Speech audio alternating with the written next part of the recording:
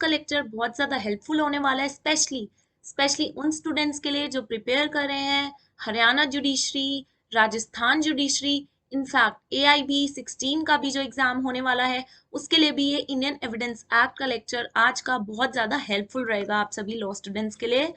सो without wasting any further time start करते हैं आज के लेक्चर को। बट उससे पहले I would like to tell you students की sit with your bare act के साथ बैठो और जो भी मैं नोट्स लिखवा रही हूँ इस तरीके से इंडेक्स में उसको लिख लो in one words, right? So sit with your bare acts and लिख लो note side by side.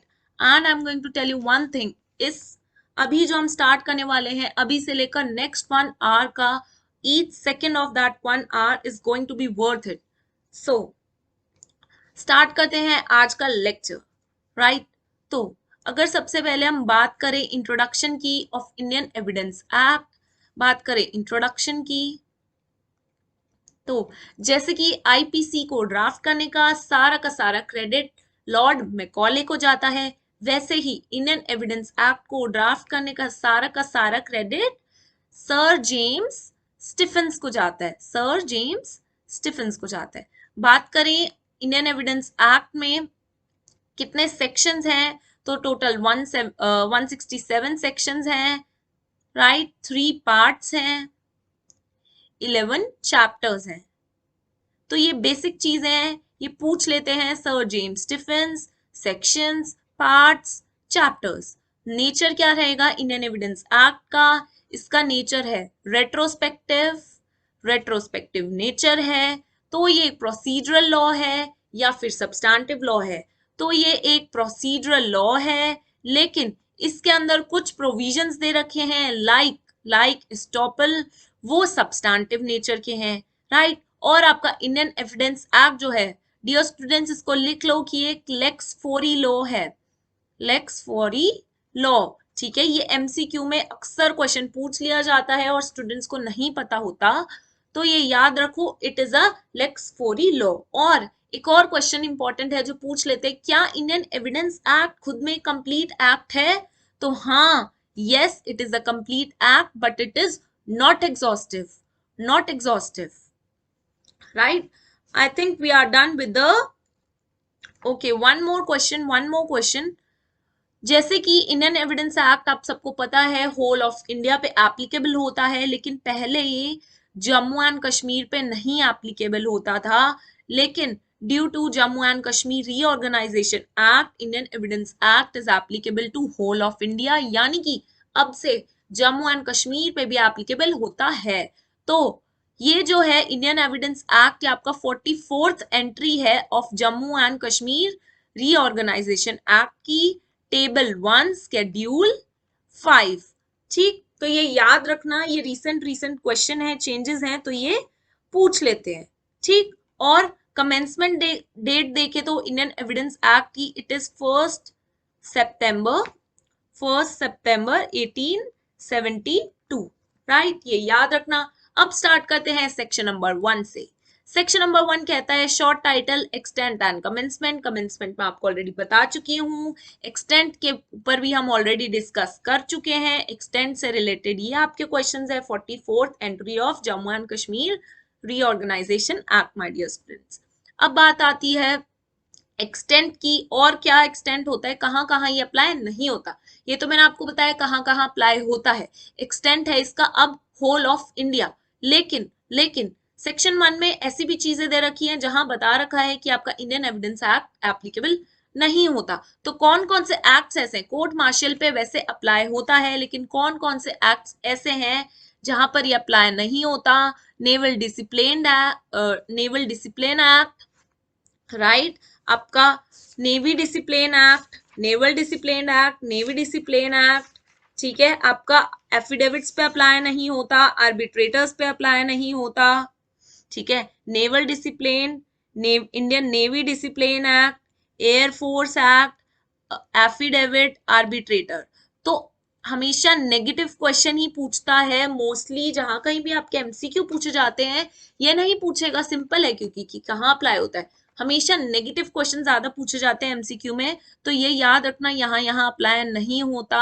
Naval discipline, navy discipline, air force, arbitrator and affidavit पे अप्लाई नहीं होता। With this we are done with section number 1। Section number 2 पे चले तो ये repealed है। सेक्शन नंबर 3 पे चले तो इंटरप्रिटेशन क्लॉज, ये डिफाइन बताता है। तो कोर्ट की डिफाइन में आपको क्या याद रखना है कि कोर्ट में आर्बिट्रेटर्स वाली प्रोसीडिंग्स नहीं इंक्लूड होती। उसके बाद आ जाती है फैक्ट। फैक्ट बहुत इंपॉर्टेंट है, पूरा का पूरा इंडियन एविडेंस एक्ट फैक्ट पे ही चल रहा है। तो फैक्ट क्या होता है? कोई भी चीज जिसे हम देख सकते हैं, महसूस कर सकते हैं, या फिर कोई भी हमारी फीलिंग्स वगैरह हो गई, राइट। तो इसके सामने लिख लो any thing, state of thing, relation of thing, जिसे हम परसीव कर सकते हैं, अपने सेंसेस से महसूस कर सकते हैं, देख सकते हैं, छू सकते हैं। इनफैक्ट हमारी जो मेंटल कंडीशंस भी होते हैं, हम एंग्री हैं, सैड हैं, कॉन्शियस है, वो भी एक फैक्ट होता है। ठीक है, आई होप फैक्ट सबको समझ आ गया हो। फैक्ट हर वो चीज है जिसे हम देख सकते हैं, जैसे कि मेरे सामने एक लैपटॉप है, ये एक फैक्ट है। मेरे हैंड में एक पेन है, ये एक फैक्ट है। मैं अभी बहुत एक्साइटेड हूं, ये एक फैक्ट है। ठीक है, तो हर वो चीज जिसे आप देख सकते हो, सुन सकते हो, छू सकते हो, महसूस कर सकते हो, वो एक फैक्ट है। इनफैक्ट साइकोलॉजिकल भी आपकी जो मेंटल कंडीशंस है, कॉन्शियसनेस, सैडनेस, वो भी सारी एक फैक्ट है। आई होप फैक्ट आपको समझ आ गया होगा। इट इज वेरी इंपॉर्टेंट, इसलिए मैंने डिटेल में एक्सप्लेन किया है। ठीक है, अब रेलिवेंट फैक्ट क्या होता है? रेलिवेंट फैक्ट वो होता है, जैसे कनेक्टेड फैक्ट्स इसके सामने लिख लो। कनेक्टेड फैक्ट्स यानी कि कड़ी से कड़ी जुड़ना। आप क्राइम पेट्रोल देखते होगे तो उसमें आप देखते हो फैक्ट्स कड़ी से कड़ी जुड़ रही हैं। ठीक है, सारे फैक्ट्स आपस में मिल रहे हैं, तो उसे बोलते हैं रेलिवेंट फैक्ट्स। और ये रेलिवेंट फैक्ट्स की कहाँ बात की गई है? सेक्शन 5 से 55 of Indian evidence act relevant facts की ही बात करते हैं। ठीक है, with this we are done with relevant facts. अगली डिफाइन देखी जाए तो वो है facts in issue. Facts in issue मतलब से ही समझ आ रहा है, जो उनसे फैक्ट्स इशू में है, यानी कि एक पर्सन असर्ट कर रहा है, एक पर्सन डिनाई कर रहा है किसी बात को, तो वो इशू में आ जाती है। ठीक है, फॉर एग्जाम्पल ये घर मेरा है, वो कह रहे हैं ये घर मेरा है, तो वो घर किसका है? It is a fact in issue. ठीक है, फैक्ट इन इशू। तो इसके सामने दो वर्ड्स लिख लो, itself and connection. Itself and connection, इन दो वर्ड्स को मार्क कर लो इसकी डिफाइन में। उसके बाद आ जाती है आपकी डॉक्यूमेंट की बात। डॉक्यूमेंट क्या है? कोई भी चीज जो आपने लिखी हो, कोई भी लेटर, फिगर, मार्क्स को यूज करके। तो इसके सामने आप लिखो लेटर, फिगर्स, मार्क्स। ठीक है, लेटर, फिगर्स, मार्क्स को यूज करके आपने कोई भी चीज अपने लिख के अपने पास रख ली, और आपका इंटेंशन क्या है कि आप उसे फ्यूचर में किसी एविडेंस की तरह यूज करोगे, राइट। और इसके अंदर एक इंपॉर्टेंट केस लॉ भी है जिसका नाम है पुष्पा देवी केस। पुष्पा देवी केस। अब कुछ स्टूडेंट्स सोच रहे होंगे कि मैम बहुत जल्दी जल्दी बोल रही हैं, तो डियर स्टूडेंट्स, क्योंकि ये रैपिड रिवीजन है और बहुत सारे सेक्शंस हैं, राइट, और ये रिकॉर्डेड वीडियो है, तो आप रिफाइन करके फिर से देख सकते हो। नाउ आगे चले तो बात आती है एविडेंस की। एविडेंस दो तरीके से दे सकते हो आप, ओरल एविडेंस, डॉक्यूमेंट्री एविडेंस। जो बोल कर दे रहे हो वो ओरल, जो डॉक्यूमेंट में है वो आपके डॉक्यूमेंट्री एविडेंस। क्वेश्चन ये पूछते हैं क्या एफआईआर एक एविडेंस है? तो हाँ है।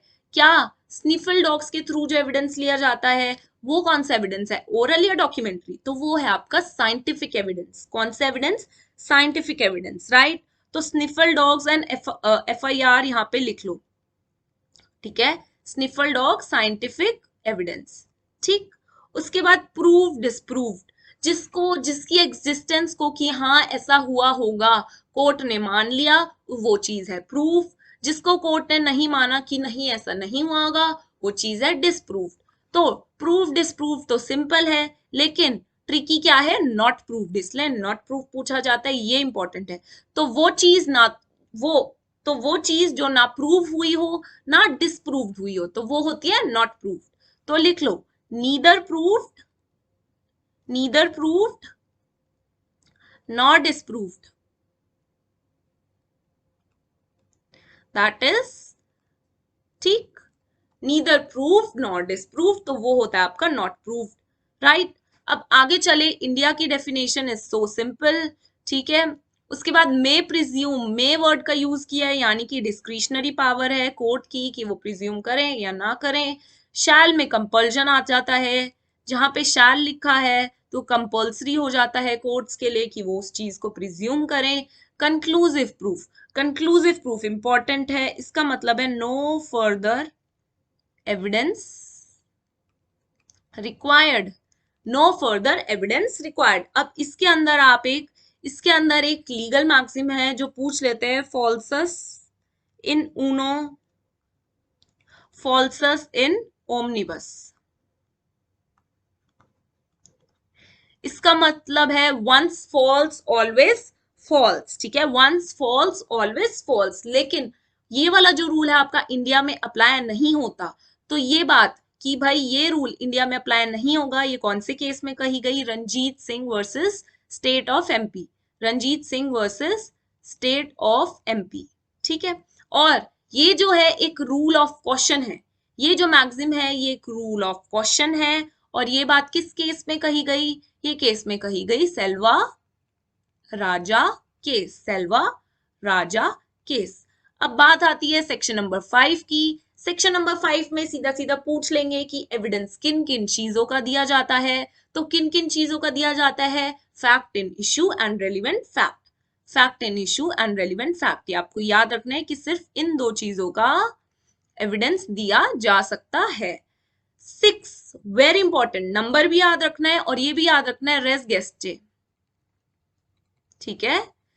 Facts forming part of same transaction, res gestae, ये लाइन भी याद रखनी है, रेस गेस्टे भी याद रखना है, सेक्शन 6 भी याद रखना है। और इसमें केसेस कौन से याद रखने हैं, Malkani case, Sabaldar case, R versus Foster case, ठीक है, आर वर्सेस फॉस्टर केस, ठीक है। अब 7 पे आते हैं। 7 में सेक्शन 7 किन किन चीजों से डील करता है, तो ये बात करता है occasion cause effect, occasion cause effect. 2 words और हैं वो लिख लो, वो है state of things and opportunity, and opportunity. इसके अंदर एक और बात है कि इसके इलस्ट्रेशन देख लेना, सीधा सीधा इलस्ट्रेशन उठा के एमसीक्यू में रख देते हैं और पूछ लेते हैं ये कि ये इलस्ट्रेशन कॉज को दिखा रहा है, ओकेजन को दिखा रहा है, इफेक्ट को दिखा रहा है। तो इलस्ट्रेशन आप पहले ही पढ़ लो, राइट, तो आपको कोई कंफ्यूजन नहीं होगा। Same goes with section number 8, ये बात करता है मोटिव, प्रिपरेशन और सब्सिक्वेंट या प्रीवियस कंडक्ट की।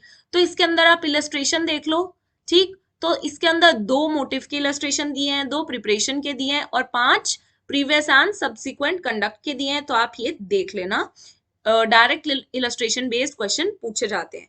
9, जैसे ही सेक्शन नंबर 9 बोला जाए इंडियन एविडेंस एक्ट का, तो माय डियर स्टूडेंट्स आपको याद रखना है सेक्शन नंबर 9 बात करता है टेस्ट आइडेंटिफिकेशन परेड की, टेस्ट आइडेंटिफिकेशन परेड की। अब इस टेस्ट आइडेंटिफिकेशन परेड का प्रोसीजर कहाँ दिया हुआ है, प्रोसीजर दिया हुआ है सेक्शन नंबर 54A CRPC। अब आप ये याद कैसे रखोगे, सेक्शन 9 बात करता है टेस्ट आइडेंटिफिकेशन परेड, 9 यानी कि 5+4, तो 54A ऑफ CRPC का प्रोसीजर बताता है कि टेस्ट आइडेंटिफिकेशन परेड कैसे करवाई जाएगी।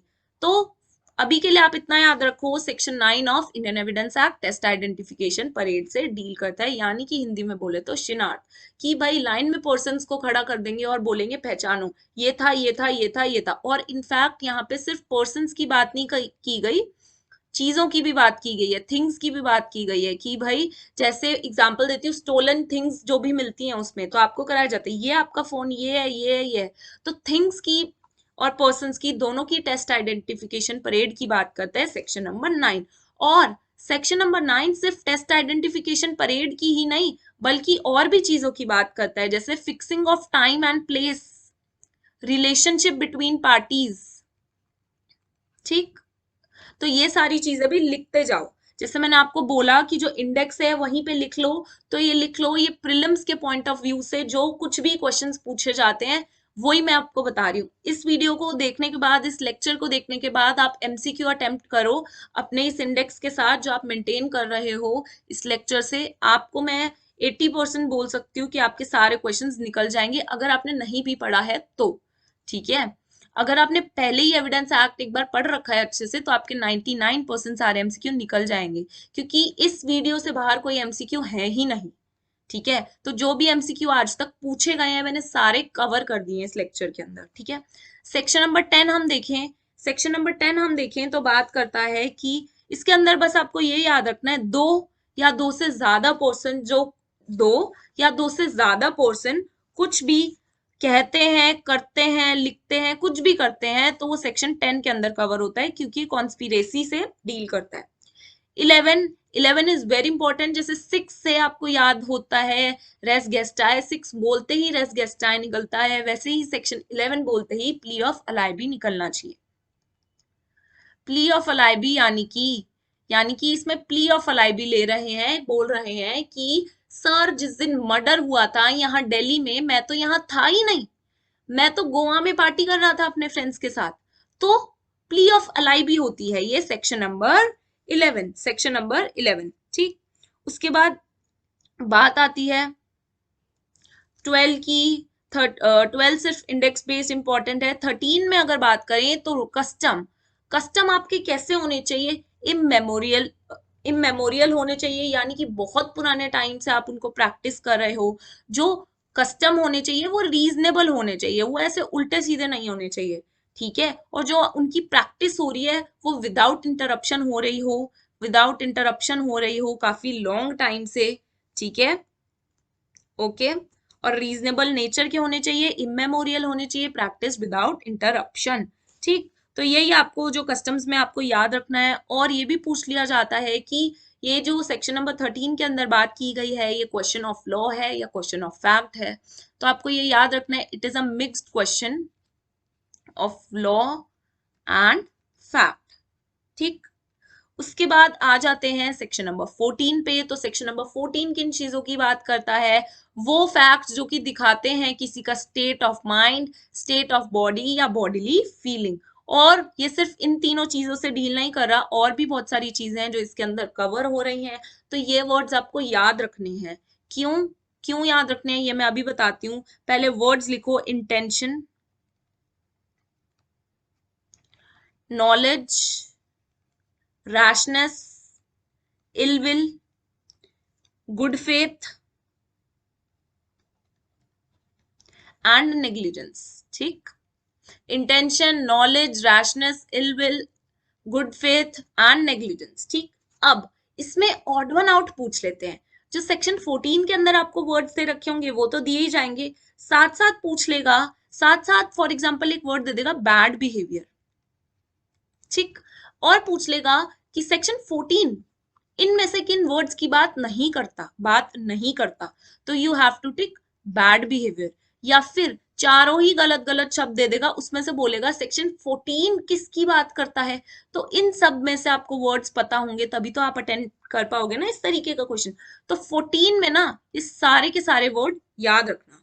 ठीक है, अब बात और 14 के अंदर जो इलस्ट्रेशंस है ये भी इंपॉर्टेंट है, इलस्ट्रेशन बेस्ड क्वेश्चन डायरेक्ट आ जाता है, ये याद रखना। बात करें 15 की, तो 15 के अंदर आपको केसेस याद रखने, emperor versus Panchudas, bride in bathtub case, by और R versus Smith, R versus Smith. ठीक है, तो ये केस लॉ है, आपको याद रखना है। सेक्शन नंबर 16 आपको याद रखना है, सेक्शन 32 सब सेक्शन 2, इसके साथ जेलअप करके आपको ये पढ़ना है। उसके बाद आ जाता है एडमिशंस। ठीक है, एडमिशन आप कैसे कैसे कर सकते हो, एडमिशन आप कैसे कर सकते हो, ओरल हो सकता है, डॉक्यूमेंट्री हो सकता है, इलेक्ट्रॉनिक हो सकता है। कौन कौन सी पार्टीज एडमिशन कर सकती हैं, ठीक है, उनका एजेंट कर सकता है कोई रिप्रेजेंटेटिव करेक्टर का जिनका सब्जेक्ट मैटर में इंटरेस्ट हो या फिर इंटरेस्ट डिराइव हुआ हो। तो ये चारों चीजें आपको याद रखनी है। ठीक है, उसके बाद बात की जाए 19 की, तो इसके अंदर आपको इलस्ट्रेशन देख लेने हैं, इलस्ट्रेशन बेस्ड क्वेश्चन इसके डायरेक्ट आ जाते हैं। उसके बाद अगर हम आते हैं सेक्शन नंबर 23 पे, तो पूछ लेते हैं सिविल केसेस से रिलेटेड कौन से सेक्शन में की गई है बात, तो 23 में की गई है। 24, अगर 24 पढ़ रहे हो तो ये आप 28 के साथ पढ़ोगे कि भाई कोई भी कन्फेशन, यहां से आपका कन्फेशन स्टार्ट हो जाता है। ठीक है, 24 से एडमिशन आपको ऊपर था, तो 24 कहता है कि भाई कोई भी कन्फेशन आपका लिया गया है इंड्यूसमेंट में, थ्रेट में, प्रॉमिस में, तो वो कन्फेशन इररेलेवेंट है, एडमिसिबल वो नहीं होता। 25 कहता है कोई भी कन्फेशन अगर आपने किसी पुलिस ऑफिसर को दिया है तो वो कन्फेशन एडमिसिबल नहीं होगा, उसे प्रूफ नहीं किया जा सकता आपके अगेंस्ट। 26 कहता है कि आपने अगर पुलिस कस्टडी में दिया है तो भी वो कन्फेशन किसी काम का नहीं है, ठीक है। अब 28 पे आते हैं। 28 जैसे कि मैंने आपको 24 में बताया था कि कोई भी कन्फेशन आप इंड्यूसमेंट, थ्रेट, प्रॉमिस से दे रहे हो तो वो सारा कन्फेशन इररेलेवेंट होता है। लेकिन एक बार आपके ऊपर से वो इंड्यूसमेंट, थ्रेट, प्रॉमिस का इफेक्ट हट गया और उसके बाद आप वो कन्फेशन दे रहे हो तो वो रेलिवेंट हो जाता है और फिर वो प्रूफ कर सकते हैं आपके अगेंस्ट, ठीक है। ओके, नाउ अब बात करें सेक्शन नंबर 31 की। तो ये पूछ लेते हैं क्या एडमिशन ऑपरेट कर सकते हैं एज एन एस्टोपल। तो हाँ, admission can be operated as estoppel, यानी कि एक बार जो एडमिशन दे दिया वो दे दिया, बार बार आप पलट नहीं सकते, आप पे एस्टोपल लग जाएगा। तो admission can operate as an estoppel, ये कहा गया है 31 में। नाउ 32 वेरी इंपॉर्टेंट, जो आपको सारे लॉ स्कूल्स में बोला हो गया होगा 32, अब तक तो आपको याद हो गया होगा, डाइंग डिक्लेरेशन। डाइंग डिक्लेरेशन, ठीक है, लॉन्ग क्वेश्चन जरूर आता था लॉ एग्जाम्स में। तो मैं बता दूं 32 सिर्फ डेथ की बात नहीं कर रहा, ये बहुत सारी चीजों की बात कर रहा है। पहली डेथ, ऑब्वियसली डाइंग डिक्लेरेशन जो आपको पता ही है। दूसरी बात उन लोगों की कर रहा है जो कि इनकेपेबल है। तीसरी बात उन लोगों की कर रहा है जो कैन नॉट बी फाउंड। चौथी बात उन लोगों की कर रहा है जिनको बुलाना अनरीजनेबल टू कॉल, ठीक है। तो उन चारों लोगों की बात कर रहा है, ठीक है। तो उन चारों पर्सन्स का जो जो भी स्टेटमेंट होगा वो रेलिवेंट हो जाएगा। जो भी लास्ट स्टेटमेंट दिया होगा उस पर्सन ने जिसकी डेथ हो गई है, इनकेपेबल है, या जो मिल नहीं रहा उससे पहले स्टेटमेंट दिया होगा, या फिर अनरीजनेबल टू कॉल, इन सारे लोगों का जो स्टेटमेंट है वो रेलिवेंट हो जाता है अंडर सेक्शन नंबर 32। और ये जो इसके सबसेक्शन दिए हुए हैं ना, इनको याद रखना। ये ना डायरेक्टली ऐसे पूछ लेता है कि बिजनेस की बात कहाँ की हुई है, तो सबसेक्शन 2 यू हैव टू टिक। तो ये नंबर आपको बहुत इंपॉर्टेंट हो जाते हैं, इसमें आपको ये याद रखने हैं, ठीक है।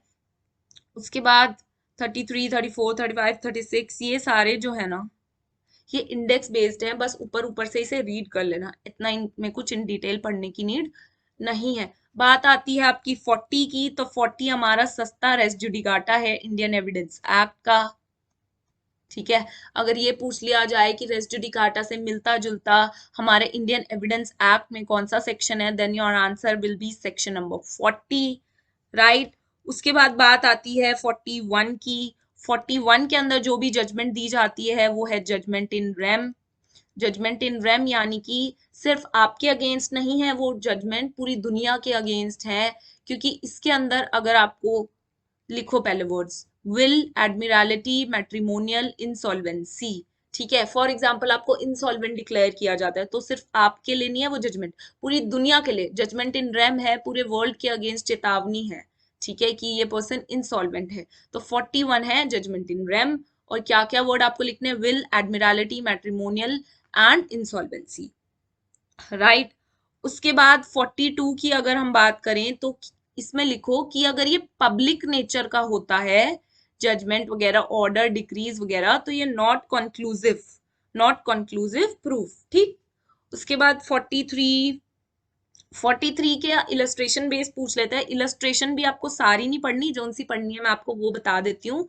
इसकी इलस्ट्रेशन पढ़नी है, इलस्ट्रेशन बी एंड सी। 43 की इलस्ट्रेशन बी एंड सी पढ़ लेना, वो इनफ है, ठीक है। तो ये तो सिंपल है, हेडिंग से ही पता चल रहा है कि भाई कोई जजमेंट जो है फ्रॉड, कॉल्यूजन से ली गई है तो मे बी प्रूव, ठीक।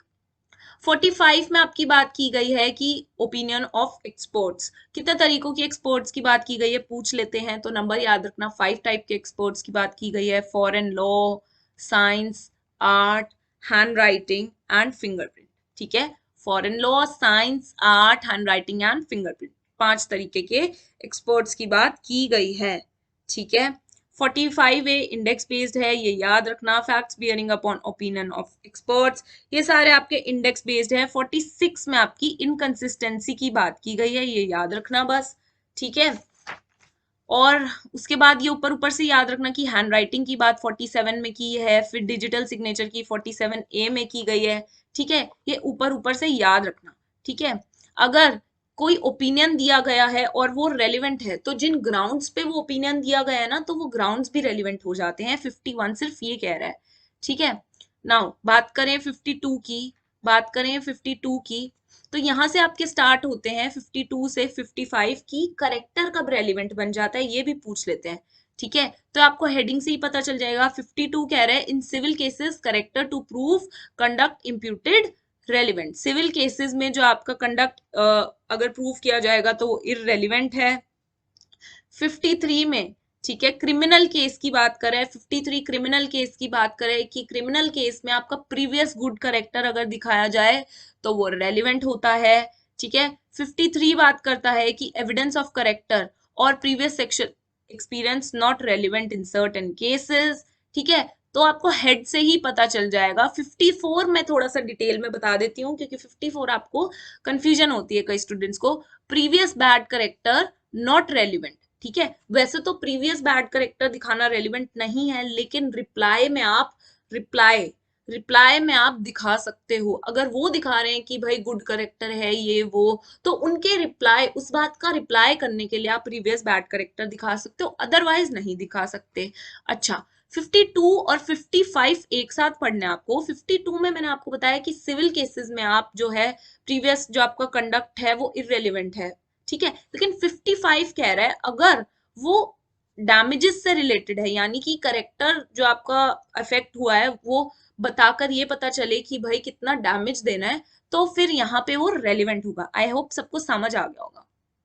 ठीक है, पार्ट 2 पर हम चले, facts which need not to be proved. ठीक है, कौन से फैक्ट को प्रूव करना जरूरी नहीं है भाई।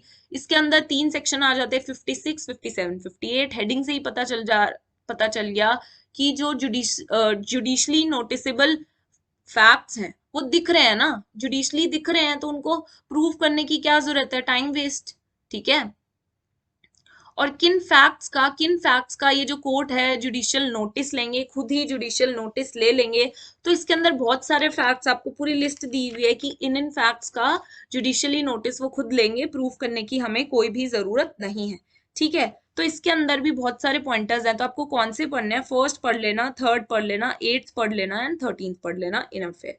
ठीक है, 58 facts admitted need not to be proof. भाई बंदे ने खुद ही एडमिट कर लिया तो प्रूफ क्यों करना। ठीक है, 58 सिंपल है। ठीक है, जुडिशियल एडमिशन। ठीक है, फिर आपका आ जाता है 59 ओरल एविडेंस। ठीक है, ओरल एविडेंस आप किन किन चीजों का दे सकते हो, सब चीजों का दे सकते हो, लेकिन डॉक्यूमेंट का, किसी डॉक्यूमेंट का या इलेक्ट्रॉनिक रिकॉर्ड का ओरल एविडेंस आप नहीं दे सकते।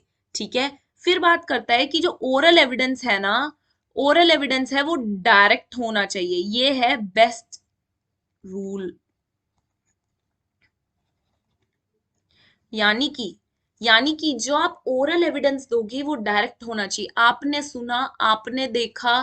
ठीक है, ओरल जो आप दे रहे हो, बोल के जो आप बता रहे हो, वो डायरेक्ट, जो आपने देखा, सुना, महसूस किया, आप खुद बताओ। सुनी सुनाई बातें, हियर्स एविडेंस नहीं दोगे। ठीक है, डायरेक्ट जो आपने देखा, क्योंकि स्पाइस अप हो जाती हैं वो सारी बातें, है ना। ए ने बी को बताई, बी ने सी को बताई, सी ने डी को बताई, ई ने आके कोर्ट में बताया, तो बात ही बदल जाती है कोर्ट तक आते आते, है ना। तो इसमें बोला है कि जो ओरल एविडेंस होगा डायरेक्ट होगा, जिसने देखा, जिसने सुना, जिसने महसूस किया, वो डायरेक्टली आकर बताएगा। इसको हम बोलते हैं बेस्ट रूल ऑफ एविडेंस। ठीक, नाउ बात करें 61 की, proof of contents of documents. ठीक है, ये आपका इंडेक्स बेस्ड क्वेश्चन है। 62, 63 देखे तो ये primary evidence and secondary evidence. Primary आपको पता है जो आपके ओरिजिनल डॉक्यूमेंट्स होते हैं, सेकेंडरी आपके कहे जाए तो जो भी कॉपीज, फोटोस्टैट कॉपीज, ठीक है, उनकी सेकेंडरी एविडेंस होते हैं। लेकिन इस प्राइमरी एविडेंस में ना एक एक्सप्लेनेशन 1 है जहां पे ज्यादातर स्टूडेंट्स कंफ्यूज हो जाते हैं। एक्सप्लेनेशन 1 सीधी सी बात कह रहे हैं कि ये एक डॉक्यूमेंट है, उसके काउंटर पार्ट्स में वो साइन किया गया है, तो जिन जिन पार्टीज ने उन्हें काउंटर पार्ट में साइन किया है उन पार्टीज के लिए वो प्राइमरी एविडेंस हो गया है, जिन जिन पार्टीज ने उन्हें साइन नहीं किया है उनके लिए वो डॉक्यूमेंट सेकेंडरी एविडेंस की तरह वर्क करेगा। ठीक है, तो ये हमारी बात हो गई 62, 63। ठीक, अब आगे चलते हैं 64 पे, proof of documents by primary evidence. ठीक, 65 आपके लिए इंपॉर्टेंट हो जाता है, cases in with secondary evidence. वैसे तो बोला जाएगा अगर आपका डॉक्यूमेंट्री एविडेंस है तो आप प्राइमरी जो आपका ओरिजिनल है वो लेके आओ, लेकिन कभी कभी ऐसा होता है आपके पास प्राइमरी एविडेंस जो है इस कंडीशन में होता है कि वो नहीं आ सकता।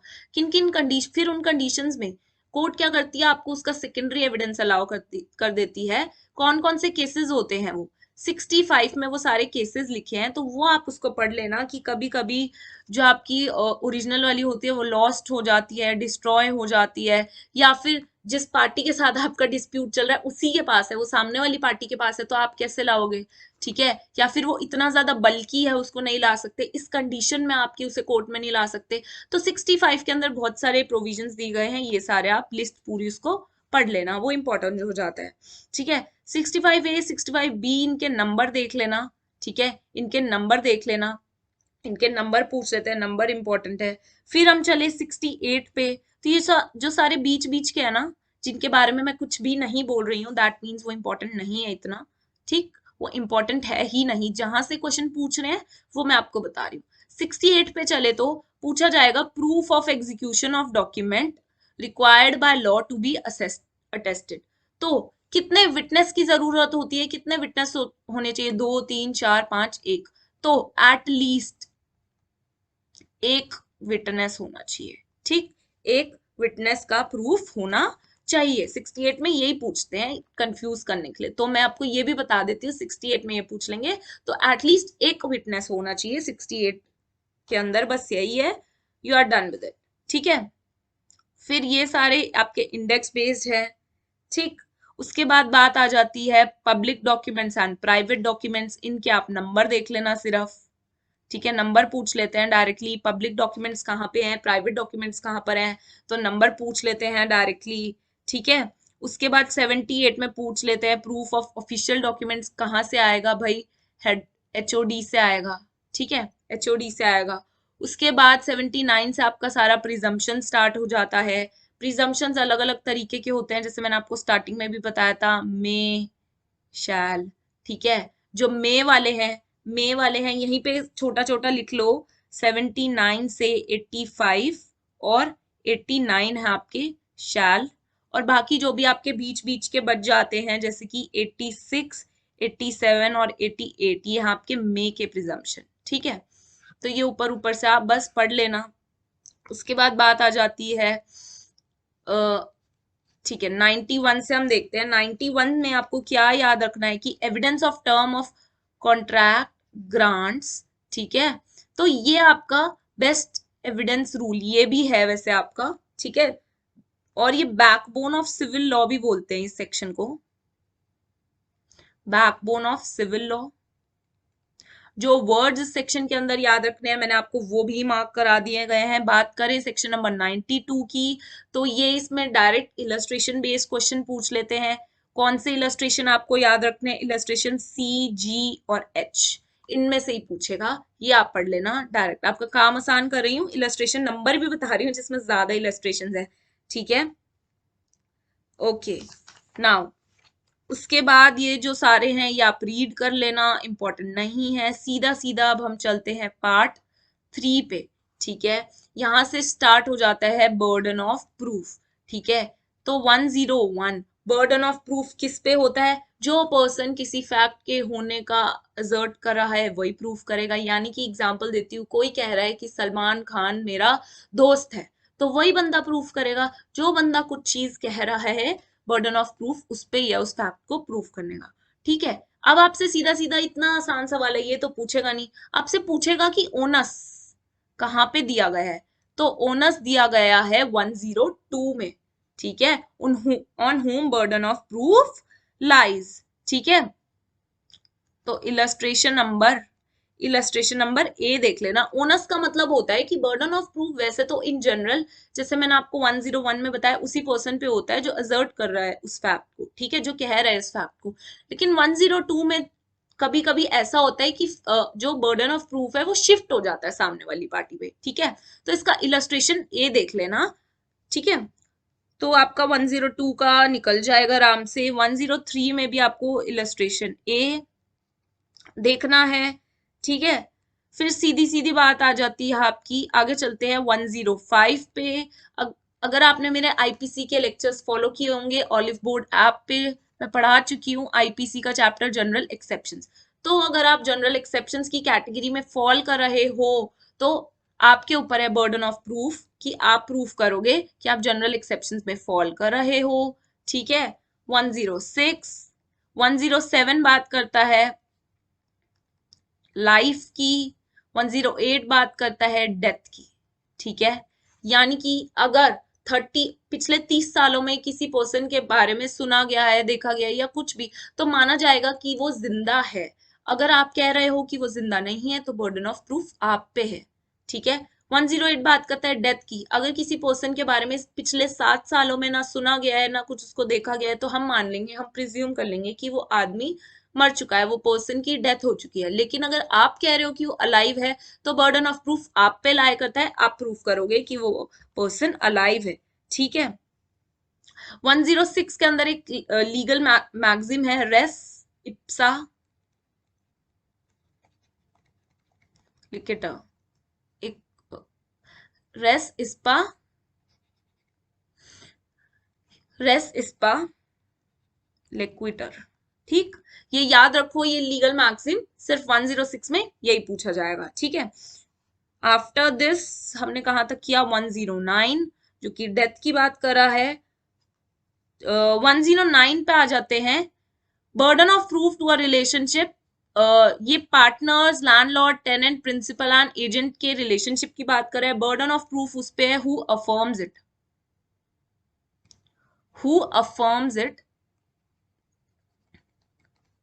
Burden of proof as to ownership, यानी कि जिस पर्सन के पास पोजेशन है उस पे नहीं, जिस पर्सन के पास पोजेशन नहीं है उस पे आ जाता है burden of proof ownership proof करने का।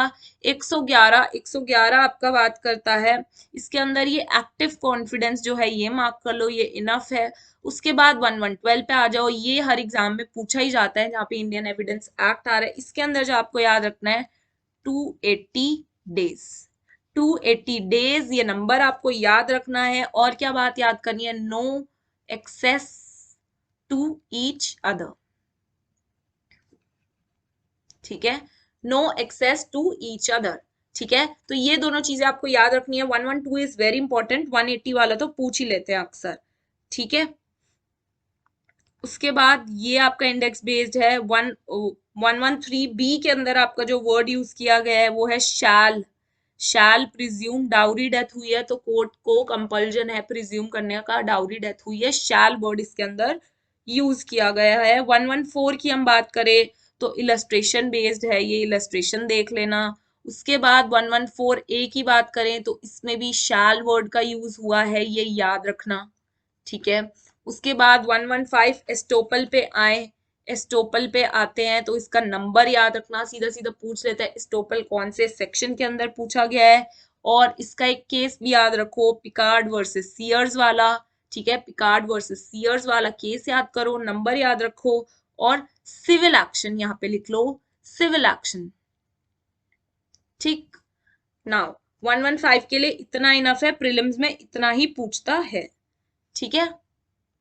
उसके बाद आ जाते हैं नेक्स्ट चैप्टर पे। 118 हु मे टेस्टिफाई।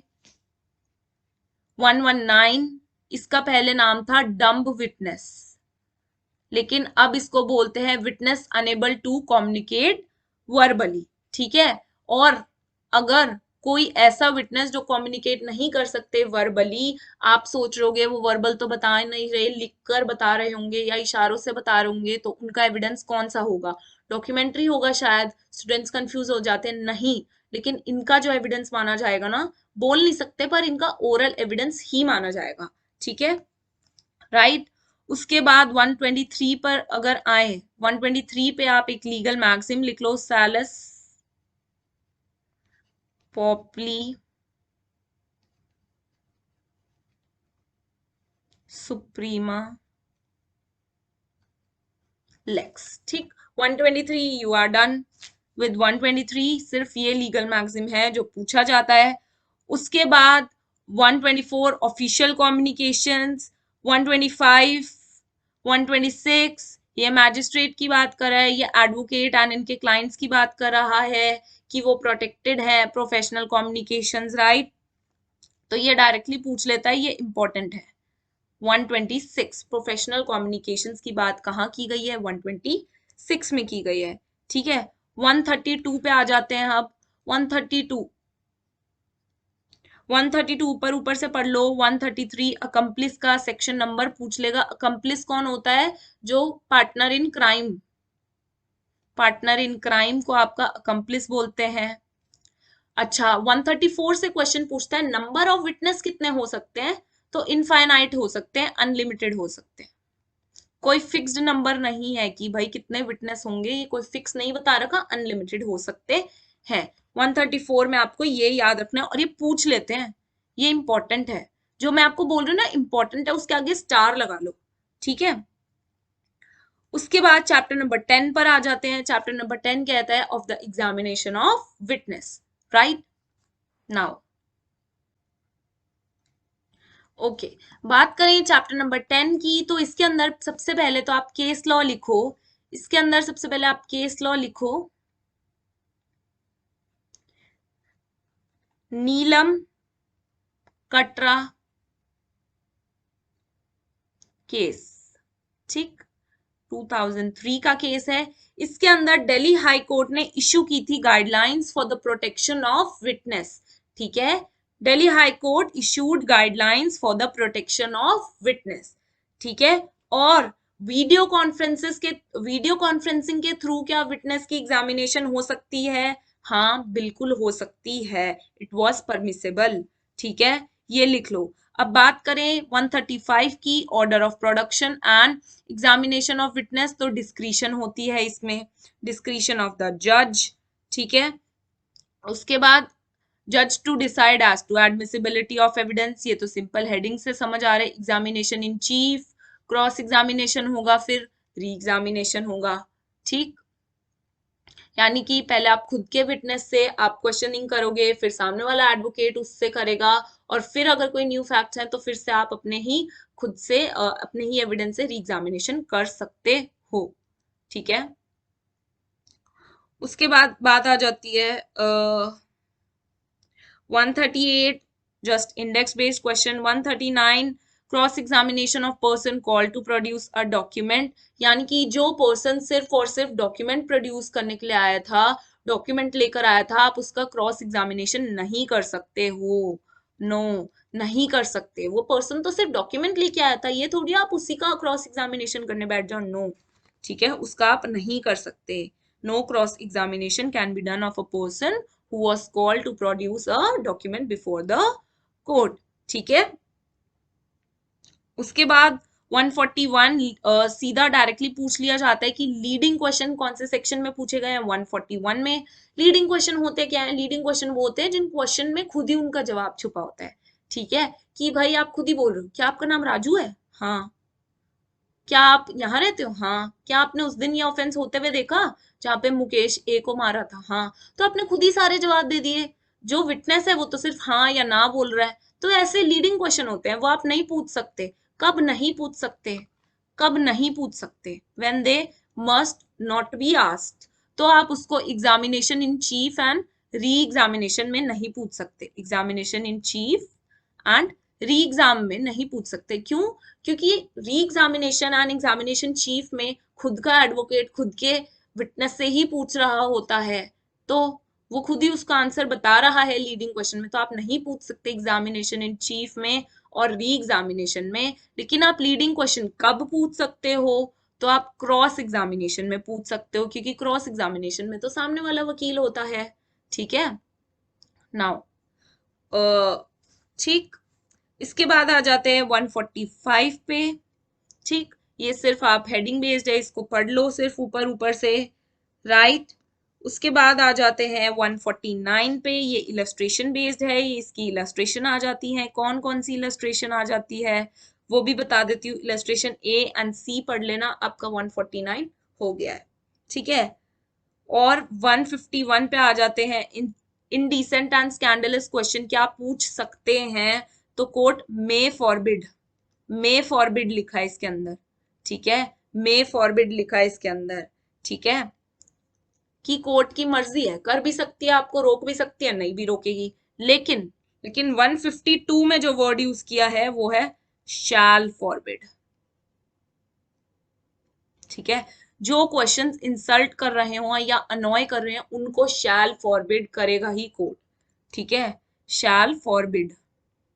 स्पेलिंग्स गलत हो जाए तो प्लीज फॉरगिव मी, क्योंकि ये स्पीड रिवीजन है और जल्दी जल्दी के चक्कर में, और वैसे भी ये डिजिटल पेन है तो स्लिप हो जाता है, ठीक। नाउ ओके, नाउ 154, 154 पे चले तो हॉस्टाइल विटनेस की बात कर रहा है ये, हॉस्टाइल विटनेस की बात कर रहा है। अगर आपसे पूछ ले हॉस्टाइल विटनेस की बात 154 में की गई है, ठीक है, 154 में की गई है। उसके बाद 159 आपका आ जाता है इंपॉर्टेंट, अगर देखा जाए तो 159 रिफ्रेशिंग मेमोरी, सीधा नंबर पूछ लेते हैं इसका, रिफ्रेशिंग मेमोरी कहाँ दिया गया है, 159 में दिया गया है। और कौन सी पार्टी रिफ्रेश कर सकती है मेमोरी को, ठीक है, बोथ द पार्टीज। अगर एक पार्टी देख रही है कोई डॉक्यूमेंट अपनी मेमोरी रिफ्रेश करने के लिए तो दूसरी पार्टी भी डिमांड कर सकती है, रिक्वेस्ट कर सकती है, तो बोथ पार्टीज। और इसका नंबर याद रखना 159, ठीक है।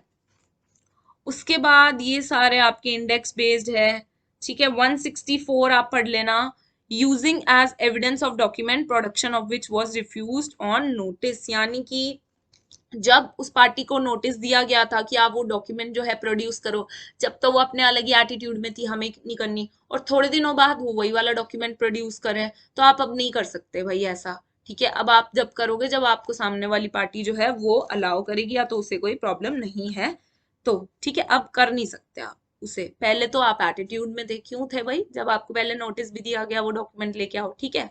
तो इसके सामने लिख लो नॉट नाउ। 154 याद रखो, जजेस पावर टू पुट क्वेश्चन और अदर और ऑर्डर प्रोडक्शन, ठीक है, कि भाई जज के पास पावर है कि वो कोई भी क्वेश्चंस पूछ सकते हैं और प्रोड्यूस करने के लिए कुछ भी अगर वो बोल रहे हैं तो वो ऑर्डर कर सकते हैं। 165 इसका नंबर याद रखना, डायरेक्टली पूछ लेते हैं कि कौन से सेक्शन में जज की इस पावर के बारे में बात की गई है। 167 भी इंडेक्स बेस्ड है, ये ऊपर ऊपर से देख लेना, no trial for improper admission और रिजेक्शन ऑफ एविडेंस, ठीक है, कोई भी न्यू ट्रायल नहीं होगा अगर लगता है कि इम्प्रॉपर एडमिशन या फिर रिजेक्शन ऑफ एविडेंस हुआ था तो, ठीक है। तो 167 जो है इसको देख लेना ऊपर ऊपर से जस्ट, ठीक। 167 के अंदर ना ये है, थोड़ा सा एक्सप्लेन कर देती हूँ इससे मैं, क्योंकि हेडिंग से ये पूरा नहीं क्लियर होता। इसके अंदर ये है कि इम्प्रॉपर एडमिशन हुआ था या फिर रिजेक्शन ऑफ एविडेंस हुआ था, जो कि एक रेलिवेंट एविडेंस था, ठीक है। सिर्फ इसके बेसिस पे न्यू ट्रायल नहीं शुरू हो सकता। अगर दिख रहा है कि अगर वो एविडेंस एक्सेप्ट भी हो जाता ना, तभी भी यही रिजल्ट रहने वाले थे, यही जजमेंट रहने वाली थी, तो फिर न्यू ट्रायल नहीं होगा, ठीक है। with this we are done with whole of the Indian Evidence Act। मैंने आपको सारे के सारे क्वेश्चन बता दिए हैं जो कि प्रीलिम्स में पूछे जा सकते हैं। आई डोंट थिंक इनके सिवा कोई और क्वेश्चन बनते हैं, क्योंकि ये मैंने सारे प्रीवियस ईयर क्वेश्चन पेपर्स में से देख के ये सारे पॉइंट्स नोट डाउन किए हैं कि क्या क्या पूछा गया है, तभी मैं आपको स्पेसिफिक इलस्ट्रेशन भी बता पाई हूँ कि भाई कौन कौन से इलस्ट्रेशन पूछे जा रहे हैं, तभी मैंने आपको लिखवाया ए बी सी या कुछ भी, ये वाले पढ़ लो। तो आई होप सबने इस तरीके का इंडेक्स प्रिपेयर कर लिया होगा। अब मैंने आपको प्रीलिम्स के सारे क्वेश्चंस तो बता दिए हैं। ये क्या था, ये रैपिड रिवीजन था हमारा इंडियन एविडेंस एक्ट का, राइट। अब जिन स्टूडेंट्स ने पहले से इंडियन एविडेंस एक्ट पढ़ा हुआ है और वो सिर्फ और सिर्फ प्रीलिम्स के पॉइंट ऑफ व्यू से देख रहे थे कि कौन से एमसीक्यू हमें पढ़ने चाहिए, ठीक, कि हमारा रिवीजन हो जाए, एमसीक्यू हमारे सारे निकल जाए, उनके लिए ये वीडियो बेस्ट है। मैंने सारे के सारे प्रीलिम्स के एमसीक्यू आपको बता दिए हैं। यहाँ से बाहर से आई डोंट थिंक कोई एमसीक्यू अब कोई रह गया होगा। अगर जो मैंने आपको आज इंडेक्स प्रिपेयर कराया, अगर आप इस इंडेक्स को एग्जाम से पहले एक दो बार पढ़ लेते हैं इन 4 पेजेस को, तो आप बहुत अच्छा स्कोर कर सकते हो एविडेंस में, राइट। बट कुछ स्टूडेंट्स ऐसे भी होंगे, डेफिनेटली आई कैन से, जो इस वीडियो को देख रहे हैं और जिनका एग्जाम आने वाला है और उन्होंने एविडेंस को एक बार भी नहीं पढ़ा है अब तक, तो वो सोच रहे होंगे कि वो क्वेश्चंस कैसे याद करें। तो डियर स्टूडेंट्स, मैं आपके लिए अब इन 10 मिनट्स में फटाफट इंडियन एविडेंस एक्ट को रिवाइज कराती हूँ, एक समरी देती हूँ। स्पेशली ये हेल्पफुल उन स्टूडेंट्स के लिए रहेगी जिन्होंने एविडेंस एक्ट को एक बार भी नहीं पढ़ा है। तो कुछ ऐसे स्टूडेंट्स अगर हैं तो पहले आप ये जो अब मैं रिवीजन कराने वाली उसको देखो, और फिर आप रैपिड रिवीजन जो ये वीडियो है स्टार्टिंग से देखो। आपके भी सारे एमसीक्यू निकल जाएंगे फिर। ठीक है, नाउ सी, जब आप समझ के कुछ चीज करते हो ना डियर स्टूडेंट्स, तो आपको ज्यादा बेटर वे में उसके रिजल्ट्स मिलते हैं। ठीक है, अब जिन स्टूडेंट्स ने इंडियन एविडेंस अभी तक नहीं पढ़ी है, मैं उनके लिए 10 मिनट में अभी समराइज करती हूँ इंडियन एविडेंस एक्ट को।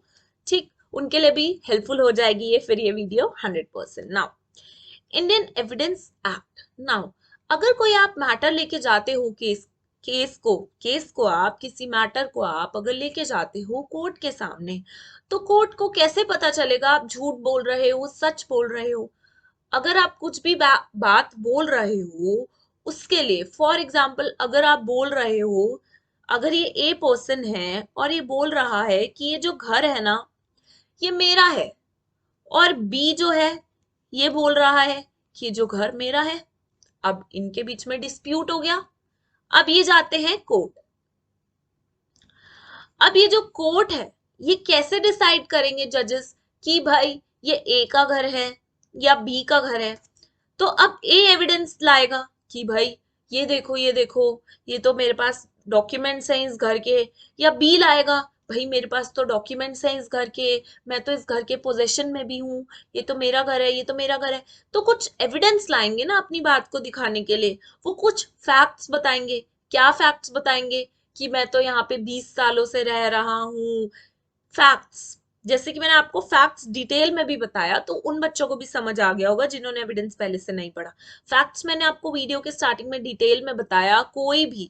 कोई भी चीज जिसको आप देख रहे हो, महसूस कर रहे हो, सुन रहे हो, समझ रहे हो, कोई भी चीज है जिसे आप परसीव कर पा रहे हो अपने सेंस से, वो फैक्ट्स हैं। ठीक है, पर कोर्ट इतना खाली नहीं है कि वो सारे फैक्ट्स को सुने। तो कोर्ट के सामने आप कौन से फैक्ट्स लेके जाओगे?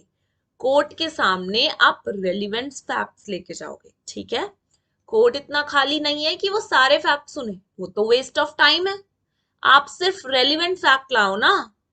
अब हम सोच रहे हैं, कोर्ट बोल रहा है रेलिवेंट फैक्ट लेके जाओ। अब ये रेलिवेंट फैक्ट कौन से होते हैं? कोर्ट ने बोला रुको रुको जरा, ये रेलिवेंट फैक्ट भी हम आपको बता देते हैं। ठीक है, ये रेलिवेंट फैक्ट कौन से हैं जो हम सुनेंगे, जो आप लेकर आइए हमारे पास, वो रेलिवेंट फैक्ट हम आपको बता देते हैं। ये हम आपको सेक्शन 5 से 55 बता देते हैं कि यही वाले फैक्ट्स हैं जो हमारे पास सुनने का टाइम है, यही रेलिवेंट फैक्ट है, सिर्फ आप यही लेकर आइए तभी हम सुनेंगे। आलतू फालतू सारे फैक्ट्स उठा के मत लाना। ठीक, ओके। नाउ ये तो बोल दिया, तो रेलिवेंट फैक्ट हमने 5 से 55 के अंदर बता दिए, यही रेलिवेंट फैक्ट है, इनको आप लेकर आइए। ये रेलिवेंट फैक्ट कौन कौन से हैं? ये रेलिवेंट फैक्ट वो हैं जो फैक्ट कॉज को दर्शाते हैं या मोटिव को दर्शाते हैं। यानी कि ये कहेगा बी, ए और मेरा पहले से झगड़ा था, तो ए की जो मेरे से दुश्मनी निकालनी थी, इसने मेरे घर पे कब्जा कर लिया, मेरी प्रॉपर्टी डिस्ट्रॉय कर ली। तो ए का मोटिव जो बता रहे हैं वो फैक्ट रेलिवेंट है, वो वाले फैक्ट बी बता सकता है कोर्ट को कि जज साहब ए का मोटिव था, ए की तो मेरी दुश्मनी थी। ठीक है, ठीक है, तो जो फैक्ट्स मोटिव दिखाएं, यानी कि जो भी फैक्ट्स 5 से 55 के अंदर बताए गए हैं, जो भी फैक्ट 5 से 55 के अंदर बताए गए हैं वो सारे रेलिवेंट है। ठीक है, आप देख सकते हो, ये देखो, जो भी फैक्ट सेम ट्रांजैक्शन का पार्ट बन रहे हैं, जो भी फैक्ट मोटिव, प्रिपरेशन, प्रीवियस या सब्सिक्वेंट कंडक्ट को दिखाते हैं। आपकी टेस्ट आइडेंटिफिकेशन परेड भी एक एविडेंस है कि जज साहब शिनार्थ हुआ था, 10 लोग खड़े थे, उसमें से इस आदमी ने इस आदमी को पहचान लिया। ठीक है, या फिर कॉन्स्पिरेसी की गई, ठीक है, या फिर प्ली ऑफ अलाइबी, ठीक, या फिर कस्टम्स, ठीक है। तो 5 से 55 के अंदर जो भी चीजें बताई गई, ये सारी रेलिवेंट फैक्ट्स हैं, ये आप कोर्ट में लेके जाइए। किसी ने कोई एडमिशन किया, कोई कन्फेशन किया, लेकिन जो कन्फेशन है ना, अगर आपने पुलिस को किया या फिर पुलिस कस्टडी में किया, तो फिर वो इररेलेवेंट हो जाता है, फिर वो किसी काम का नहीं रहता कन्फेशन। क्योंकि हो सकता है पुलिस ने डरा के धमका के आपको कन्फेशन कराया हो, तो भाई जो भी इसके अंदर लिख दिया, ऑलरेडी हमको बता दिया कि भाई जो कन्फेशन है पुलिस को या पुलिस कस्टडी में किया गया है वो इररेलेवेंट है, उसको आपके प्रूफ अगेंस्ट नहीं किया जाएगा, ठीक। ये बात हमने सीधा सीधा बता दी, ठीक है। अभी तक आप क्या समझे कि एविडेंस है, एविडेंस जो कोर्ट है उनको कोई सपने तो नहीं आएंगे कौन सा ए सच बोल रहा है बी सच बोल रहा है। तो जजमेंट अगर हमें कोई देनी है तो भाई अपने अपने एविडेंस लाओ, ए तुम अपनी बातें हमें बताओ, बी तुम अपनी बातें हमें बताओ, अपने अपने एविडेंस दो, साक्ष्य दो अपने अपने, जिससे हम कोई जजमेंट दे सके, जिससे कोर्ट की हेल्प हो सके, ठीक है। तो कोर्ट बोलता है कि अपने अपने फैक्ट्स लाओ, एविडेंस लाओ। अब कोर्ट बोलता है तुम एविडेंस के तौर पे हर कोई आलतू फालतू फैक्ट नहीं बता सकते, हमारे पास खाली टाइम नहीं है वेस्ट करने का, तुम सिर्फ रेलिवेंट फैक्ट लाओ। अब ए और बी ने सोचा रेलिवेंट फैक्ट कौन से होते हैं, कोर्ट ने बोला रुको जरा, शांति रखो, हम तुम्हारी हेल्प करते हैं, हम तुम्हें बता देते हैं ये रेलिवेंट फैक्ट है, अगर ये तुम्हारे पास है सिर्फ तभी हमारे पास लाओ, अदरवाइज मत लाओ, ठीक है। तो 5 से 55 के अंदर पूरी लिस्ट दे दी गई कि ये रेलिवेंट फैक्ट है, अगर ये है तो लाओ, हम सुनेंगे, ठीक। इतनी बात क्लियर, ठीक है। 5 से 55 क्या है ये मैंने आपको ऑलरेडी पहले बता दी गए हैं, ठीक। आई होप तब आपको क्लियर हो गए होंगे, ठीक है। अब ये जो है ना, अब ये जो है ए और बी के बीच में डिस्प्यूट है, ये एक दूसरे का करेक्टर ला रहे हैं बीच में। जज साहब इसका पिछला करेक्टर देखो, इसका तो बैड करेक्टर है पहले से ही, देखो ये तो ऐसी हरकतें कर रहा है, तो क्या आप इस करेक्टर को बीच में ला सकते हो?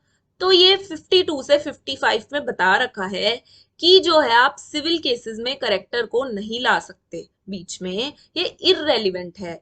लेकिन अगर कोई क्रिमिनल केस चल रहा है ना, तो उसमें बैड करेक्टर तो नहीं, लेकिन अगर आपको गुड करेक्टर बताना है तो वो आप बता सकते हो कोर्ट को कि जज साहब ये तो बड़ा संत आदमी है, ये क्या नशे करके किसी को मारेगा, इसने तो आज तक कोई नशा नहीं किया है, ये तो सेंट है, ये तो चाय तक नहीं पीते, कॉफी तक नहीं पीते, ये क्या। तो गुड करेक्टर जो है वो रेलिवेंट है, वो आप बता सकते हो, ठीक है। अब जैसे कि मैंने आपको बताया सिविल केस में आप करेक्टर नहीं बता सकते, क्रिमिनल केस में गुड बता सकते हो, लेकिन इसका भी एक एक्सेप्शन है, सिविल केसेस में आप अगर ये डिसाइड कर रहा है कोर्ट करेक्टर को देखते हुए कि कितना करेक्टर हार्म हुआ है, कितना डैमेजेस देने चाहिए, तब करेक्टर को देखा जा सकता है, ठीक है। अब हर एक जो फैक्ट है, आपने कोई फैक्ट तो बताया कोर्ट को, रेलिवेंट फैक्ट बताया, अब वो जो बता दिया आपने, आपने जो फैक्ट बताया उसको आप प्रूफ भी तो करोगे, सच बोल रहे हो झूठ बोल रहे हो, तो उस फैक्ट को आप कैसे प्रूफ करोगे? या तो ओरली कोई एविडेंस देके प्रूफ करोगे, या डॉक्यूमेंट्री कोई एविडेंस देके प्रूफ करोगे, या इलेक्ट्रॉनिक कोई एविडेंस देके प्रूफ करोगे, है ना। या तो ओरली बोल के बताओगे ये हुआ, या डॉक्यूमेंट दिखाओगे ये देखो घर के कागज, या इलेक्ट्रॉनिक कोई वीडियो वगैरह कुछ भी आप दिखाओगे, ठीक है। अब बात आती है कि हर एक फैक्ट को प्रूफ करने की जरूरत नहीं है, ठीक है। जो हम हमें खुद ही दिख रहा है, जो जिसको खुद ही दिख रहा है, जो फैक्टर्स खुद ही दिख रहे हैं, उनको आप प्रूफ क्या करोगे? या फिर जो सामने वाली पार्टी ने खुद ही एडमिशन कर लिया, तो आप क्यों प्रूफ कर रहे हो, क्यों टाइम खराब कर रहे हो? उन्हीं रेलिवेंट फैक्ट्स को आप प्रूफ करो ना, जिनको प्रूफ करने की जरूरत है, जो सबको दिख रहा है, सारी दुनिया को दिख रहा है कि वही हुआ है, उसको प्रूफ करने की क्या जरूरत? उनको जुडिशियली नोटिसेबल है जो चीजें, उनको हम अपने आप देख लेंगे। तो 56, 57, 58 में बता रखा है कि जिन फैक्ट्स को जो दिख ही रहे हैं जजेस को, उनको प्रूफ करने की जरूरत नहीं है।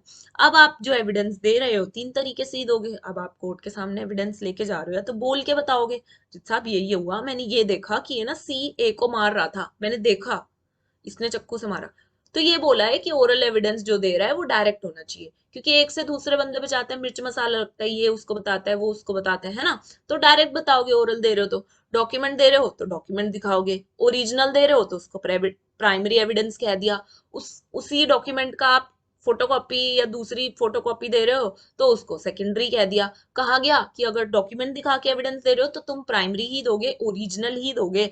लेकिन जो आपका ओरिजिनल है ऐसी हालत में, यानी कि जो प्राइमरी एविडेंस है ऐसी हालत में है कि वो कोर्ट में नहीं लाया जा सकता, कोई बात नहीं, सेकेंडरी दिखा दो, जो उसकी कॉपी वॉपी है, फोटो स्टेट वगैरह दिखा दो।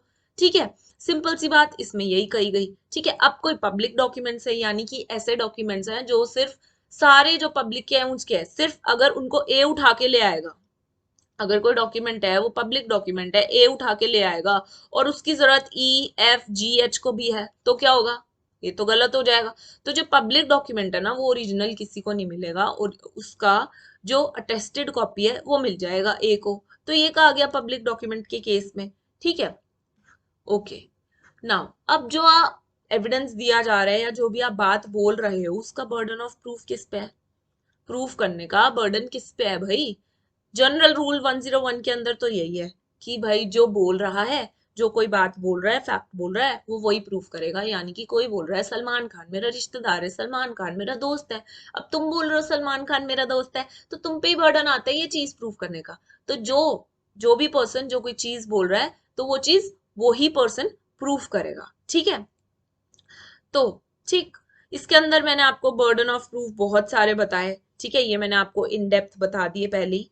ठीक, ये क्या होता है। ठीक, नाउ 112 मैंने आपको बताया, ये काफी ज्यादा इंपॉर्टेंट है, ये मैं आपको ऑलरेडी बता चुकी हूँ। एस्टोपल क्या होता है, एस्टोपल ज्यादा डिटेल में नहीं पूछता, नंबर पूछेगा। एस्टोपल का नेचर है सिविल नेचर है इसका।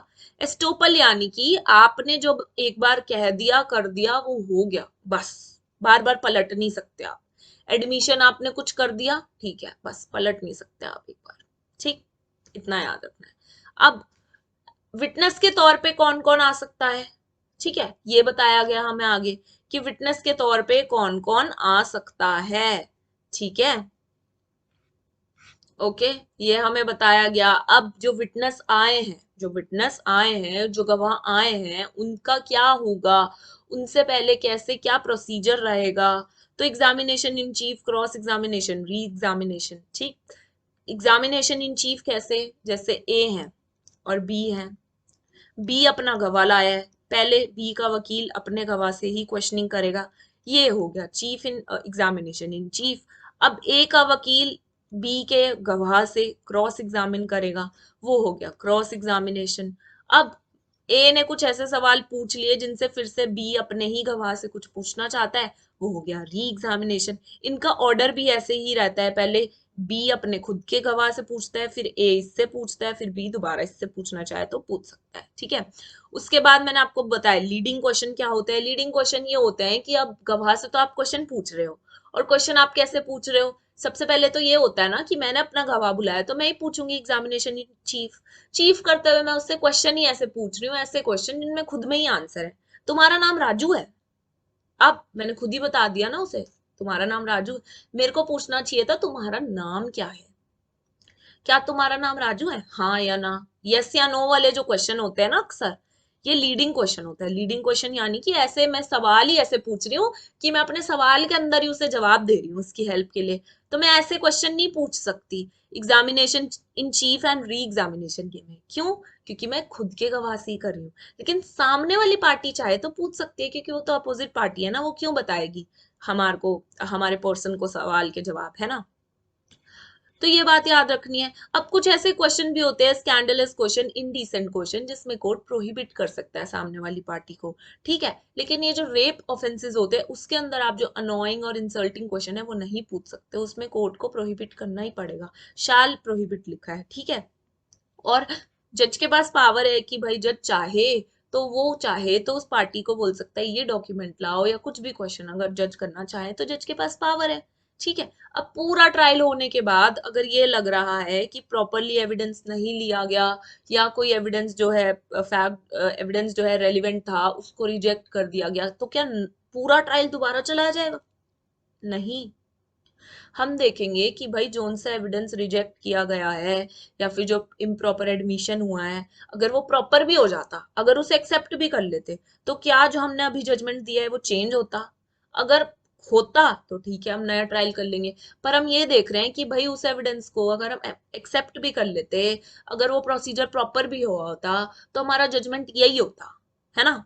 तो हम दोबारा से नया ट्रायल नहीं करें, यही जजमेंट आने वाली थी क्योंकि, ठीक है। आई होप तो अब सबको, जिन बच्चों ने एविडेंस नहीं भी करा था, इस लेक्चर के बाद उन्हें आइडिया हो गया है। अब अगर आपके पास एग्जाम में कम टाइम भी है तो इस लेक्चर को देखो, एक बार दो बार, ठीक है, बस 1 आवर का ही है, तो आप प्रिपेयर हो जाओगे अपने एग्जाम के लिए। ठीक, सारे के सारे एमसीक्यू मैंने कवर कर दिए हैं इस लेक्चर के अंदर, और समराइज भी कर दिया है आपको कि इंडियन एविडेंस एक्ट होता क्या है। ठीक है, with this we are done with today's lecture. I hope सभी के लिए ये लेक्चर बहुत ज्यादा हेल्पफुल रहा होगा। इसी तरीके से सारे सब्जेक्ट्स की रैपिड रिवीजन आने वाली है। ठीक है, now let's meet in the next lecture students. Thank you for attending this lecture.